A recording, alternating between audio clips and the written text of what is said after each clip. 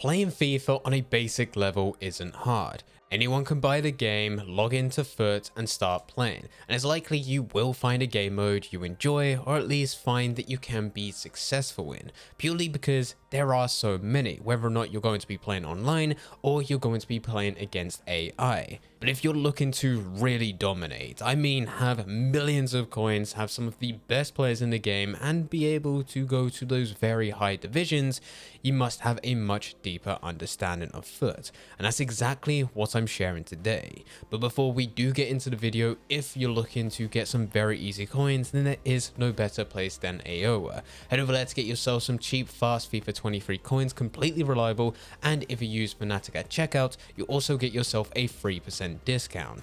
Link can be found in the description down below.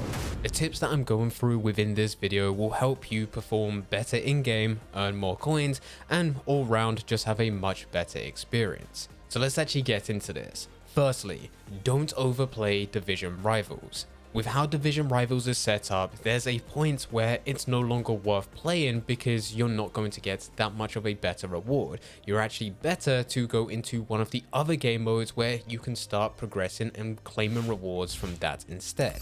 That way at the end of the week, you will be able to have your division rival rewards and also whatever other game mode you went through. Every week, play your division matches, win 8 games or whatever the max number is, because there is a chance that EA could change this in a future season.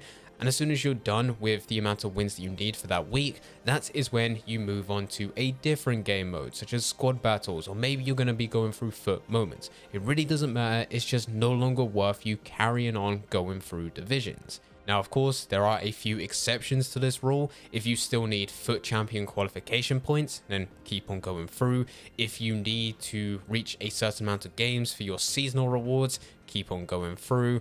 Or if you're a much better player than the current division that you're in, if you find it incredibly easy to progress through each division, then it makes sense for you to carry on going through, because even though you've got the max amount of wins, but you progress into the next division will allow you to have a better reward. If you're stuck in the exact same division and you're in a situation where your skill level matches what you're currently in, then there's no reason for you to carry on playing after your 8 wins. Number 2.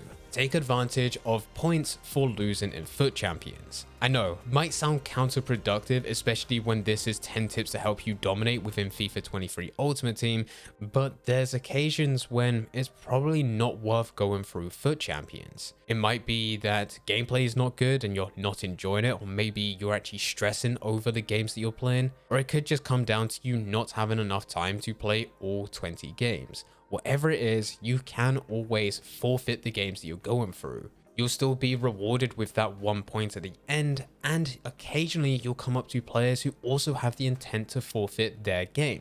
So if you're on the right side, there's a chance that you could also get the win. This allows you to keep on progressing and still get decent rewards even though you're not playing. And number 3, it's worth learning a few basic trading methods.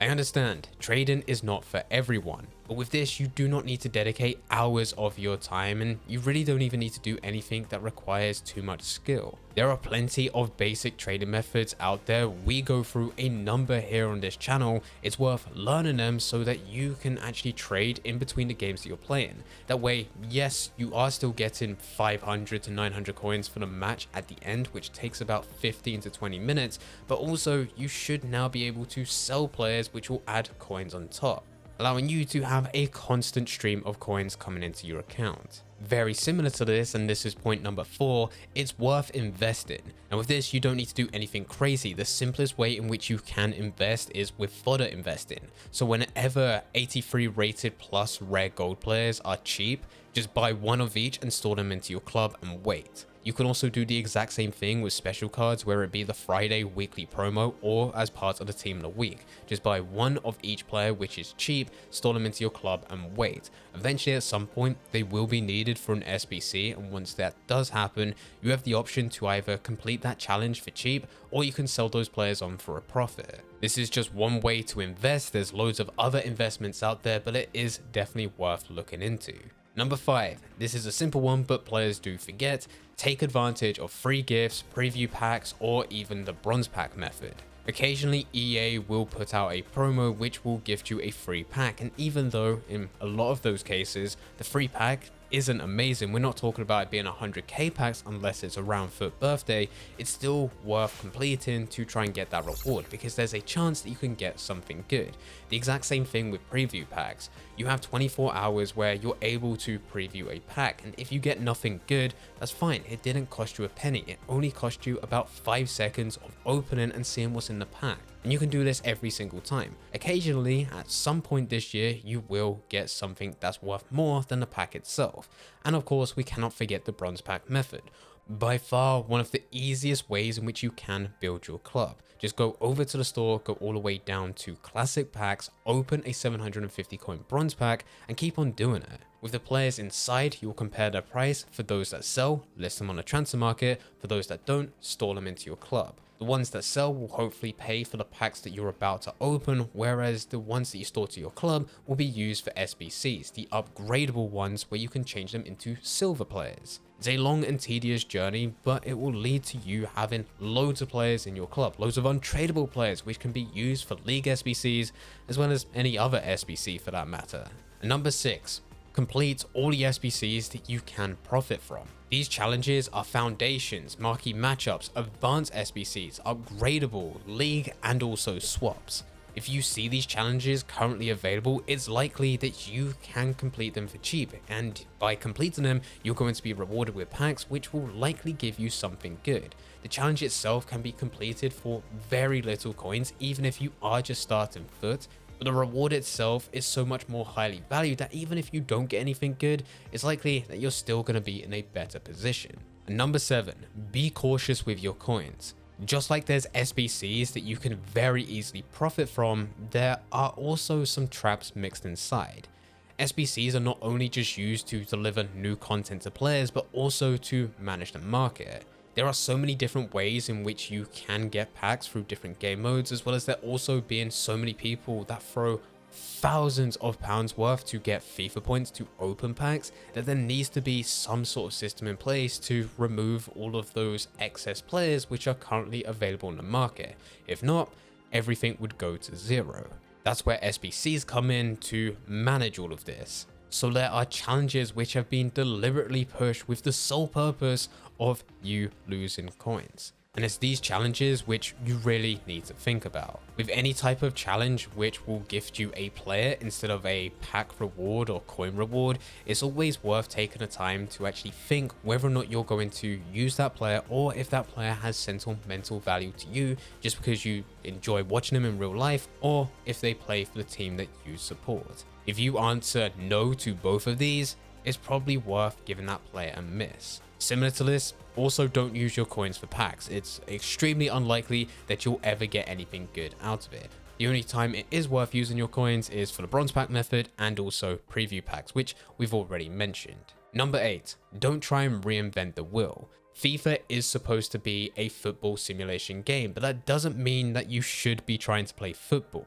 It's a game at the end of the day, and there is an overpowered way to play. If you want to have fun, you can do whatever, but don't expect to win loads of games. If you want to win, well, you probably should take a bit of time to learn the OP mechanics, the best formations, and the overpowered players. If you get everything aligned, then you could be a player like me who is god-awful at gameplay, but still able to win quite a few games. My team ends up carrying me at the end of the day.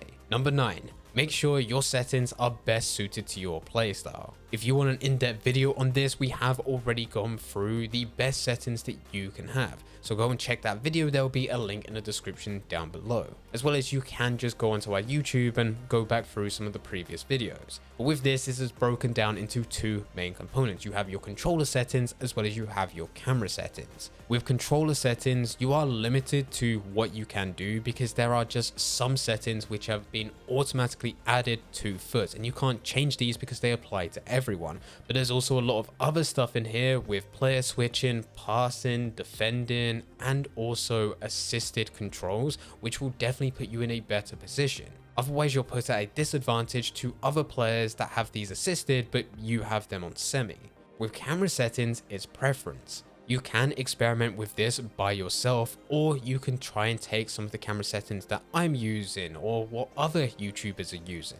It really comes down to finding something that you enjoy when playing and really suits your playstyle. It might seem like a small thing, but if you can notice a player in space a lot quicker without you having to look down at your minimap, then you can react faster, you can pass to that player faster, and hopefully this will catch your opponent off guard. And finally, at number 10, it's worth keeping up to date on news from content creators as well as other FIFA communities. You could just keep up to date with EA themselves. They post regularly over on their social media platforms, but there's always a few things that they're not going to announce and they never will, mainly because it comes down to them screwing up. It's better to keep up to date with content creators because they will share the latest news with EA as well as FIFA, plus they'll also share the stuff that EA aren't announcing. So if EA does release a pack, which they shouldn't have, and they've done this multiple times already this year, then you'll know when it's available in store, whereas EA is not advertising this. And of course, we can't forget that if you are looking to improve, most likely these content creators as well as communities will share the latest and best tips and tricks with tutorials. If you're looking to get better at gameplay, it's worth following someone that does specialize in sharing the latest tips and tricks around gameplay. If you're looking to get better at trading, then it's worth following someone who knows and understands how to trade. But anyway guys, here are 10 tips which will help you dominate FIFA 23 Ultimate Team. If you do have any questions about anything that we've gone through in today's video, then please feel free to leave them in the comment section down below. But anyway guys, I hope you guys did enjoy. If you did enjoy, don't forget to leave a like and subscribe. But for now, I'm going. So see ya.